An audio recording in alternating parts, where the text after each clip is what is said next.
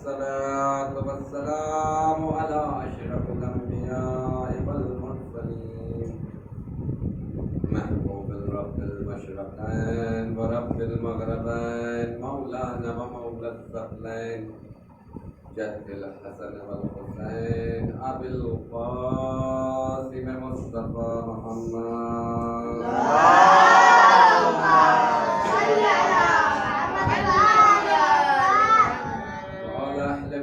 الطيبين الطاهرين المعصومين المظلومين المنتجبين المنتقدين ولعنة الله أعدائهم أجمعين. أما بعد فقد قال الله تعالى تبارك في كتابه المبين وقول الحق بالحق. بسم الله الرحمن الرحيم. وتعز من تشاء وتذل من تشاء. محمد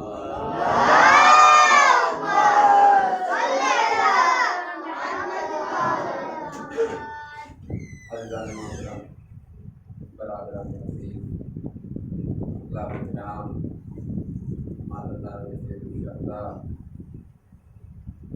دوستان عزیز، صدقہ ہے چہردہ معصومین کا اور خصوصی صدقہ ہے شہزادی کونین بنت رسول الثقلین مادر حسنین صدیقہ طاہرہ راضیہ مرضیہ انسیہ بطول عذرا جناب فاطمۃ الزہرا سلام اللہ علیہا نے مجھے شرف بخشا. عزیزان محترم، ذکر اہل بیت، ذکر معصومین، ایک درسگاہ یعنی سیکھنے اور سکھانے کی جگہ. سیکھنے اور سکھانے کی جگہ ہے.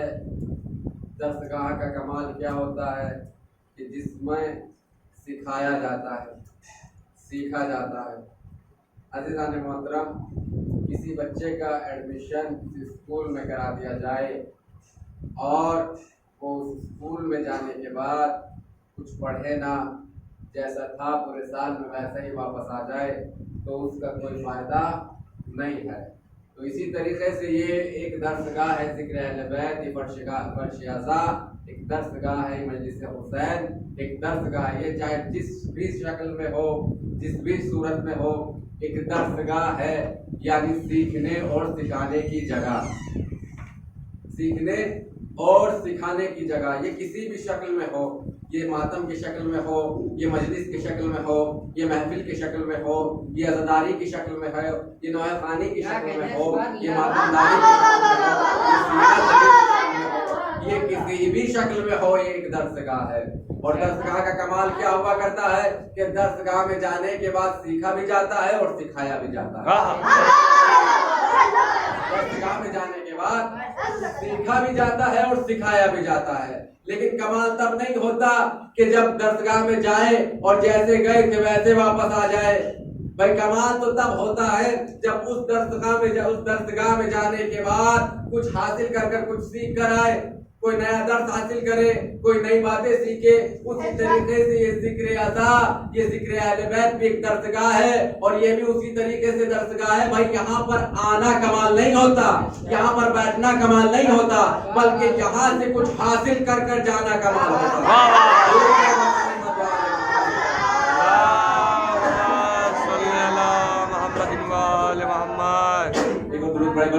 आल मोहम्मद।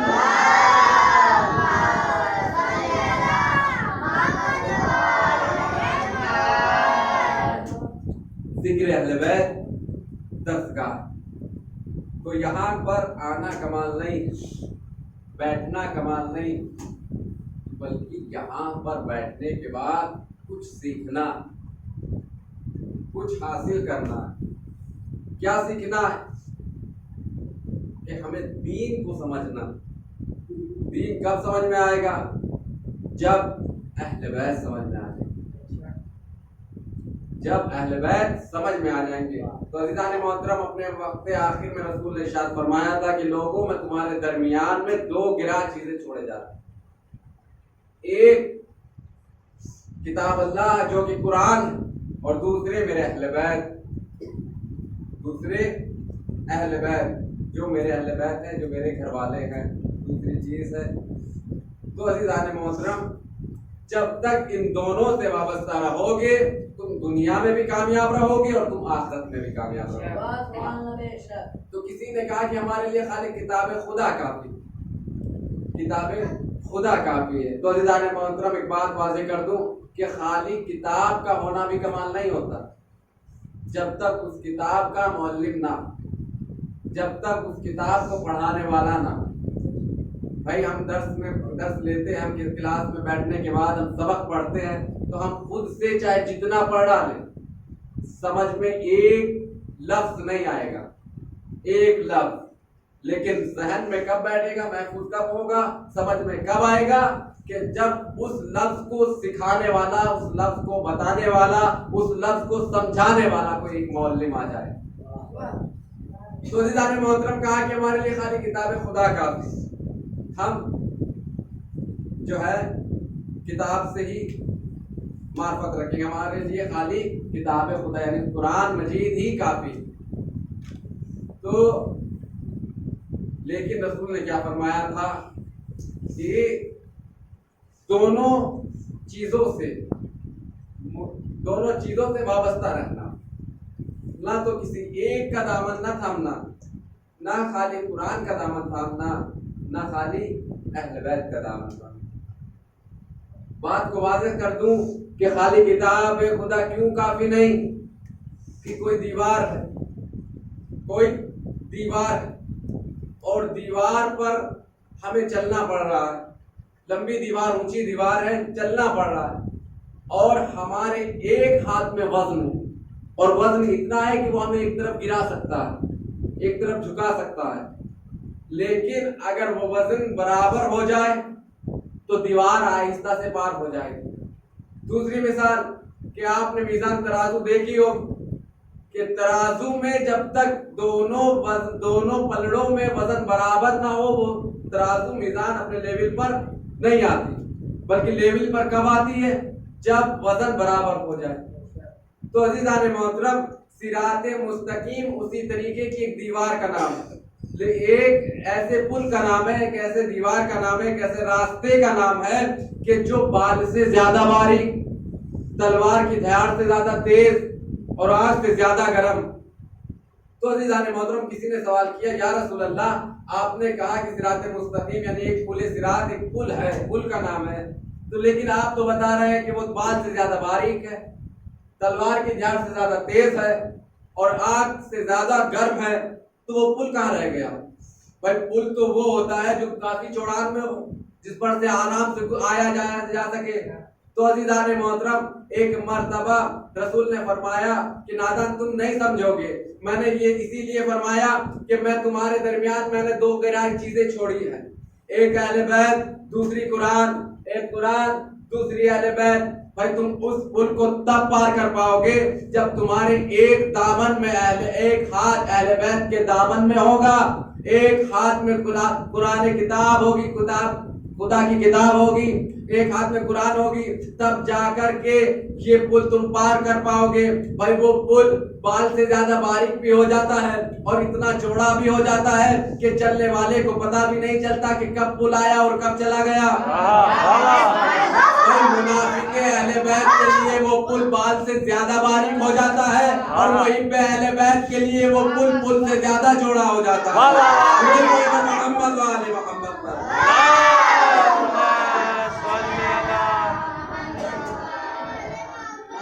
نعرہ حیدری حیدری آواز بلند نعرہ صلوات.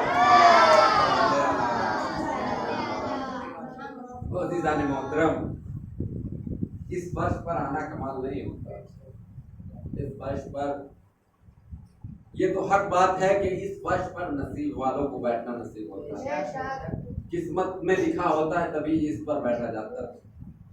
کیونکہ اہل بیت نے، معصومین نے کسی چیز کی ذمہ داری نہیں لی. فرشتے جب اس فرش کو دیکھتے ہیں تو کیوں کہتے ہیں کہ پروردگار ہمیں ان میں بھیج دے، ہمیں ان میں بٹھا دے، ہمیں کچھ ہماری ساری عبادتیں لے لے، ہمیں کچھ پل کے لیے فرش عزا پر بیٹھنے کی مہلت دے، ہمیں فرش عزا پر عزاداروں میں بیٹھنے کی مہلت دے دے. کیوں؟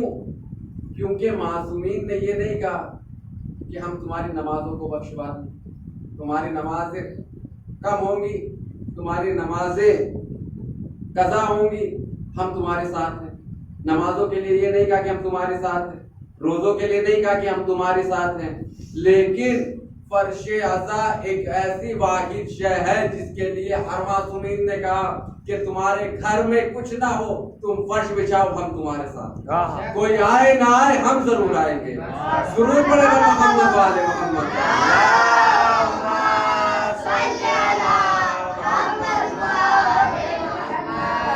محترم، اپنے مرتبے کو پہچانیے، اپنی اہمیت کو پہچانیے کہ جس میں آنے کے لیے آسمان کی ملائکہ اپنی تمام زندگی کی، تمام عمر کی عبادت خدا کی راہ میں دینا چاہتے ہو. کس کے بدلے؟ کس کے بدلے؟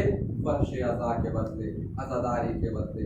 کہ پروردگار ہماری پوری عبادت لے لے، ہماری ساری عبادت لے لے، ہمیں عزائے حسین میں شرکت کی مہلت دے. تو اس عزا کا کیا مرتبہ ہوگا، اس عزا کا کیا رتبہ ہوگا؟ تو عزیزان محترم، میں نے ارشاد فرمایا تھا کہ وَتُعِزُّ مَن تَشَاءُ وَتُذِلُّ مَن تَشَاءُ. پروردگار ارشاد فرما رہا ہے، یہ کون ارشاد فرما رہا ہے؟ یہ وہ پروردگار ہے کہ جس نے 1,24,000 انبیاء بنائے، جس نے نبی بنائے، جس نے ولی بنائے، جس نے رسول بنائے، جس نے زمین کا فرش بچھایا، جس نے آسمان کا شامیانہ ٹانگا، جس نے اس کائنات کو ستاروں سے سجایا، جس نے چاند بنائے، جس نے سورج بنائے. وہ پروردگار ارشاد فرما رہا ہے. کیا ارشاد فرما رہا ہے؟ کہ وَتُعِزُّ مَن تَشَاءُ وَتُذِلُّ مَن تَشَاءُ. بے شک اس کائنات میں اس ذلت اور عزت کی ذمہ داری بے شک ہمارا ہی اختیار عزت اور ذلت پر ہے. عزت اور ذلت بے شک ہمارے ہی اختیار میں ہے. کسی کے ذلیل کرنے سے کوئی ذلیل نہیں ہوتا، کسی کے رسوا کرنے سے کوئی رسوا نہیں ہوتا، کسی کے بدنام کرنے سے کوئی بدنام نہیں ہوتا. کیونکہ اللہ نے ذمہ داری دی ہے کہ عزت اور ذلت کے تقسیم کرنے والے، عزت اور ذلت پر اختیار صرف اور صرف ہمارا ہے. تو عزیزان محترم، کوئی کتنا بھی دنیا میں ذلیل کرنے کی کوشش کرے، کوئی کتنا بھی دنیا میں عزت دینے کی کوشش کرے، لیکن وہ بالکل بھی نہیں، کسی کو نہیں ذلیل کر سکتا. اللہ نے جسے عزت عطا کر دی، کائنات میں کوئی ایک ایسی ہستی نہیں ہوگی کہ جو اسے ذلیل کر دے. اور جس کو اللہ نے ذلیل کر دیا، کائنات میں پھر اس کو کوئی عزت دار بنانے والا نہیں. عزیزان محترم، لوگوں نے کتنا چاہا کہ آل محمد کو ذلیل کیا جائے، آل محمد کو رسوا کیا جائے، لیکن عزت کی ذمہ داری، ذلت کی ذمہ داری پروردگار نے خود لی ہے. اور جسے پروردگار خود نواز دے اور جس کے لیے خود فرما دے کہ اگر یہ نہ ہوتے تو میں کائنات کو نہ بناتا، اگر یہ نہ ہوتے تو میں کچھ نہ بناتا، یہ نہ ہوتے تو میں کائنات نہ خلق کرتا. ابھی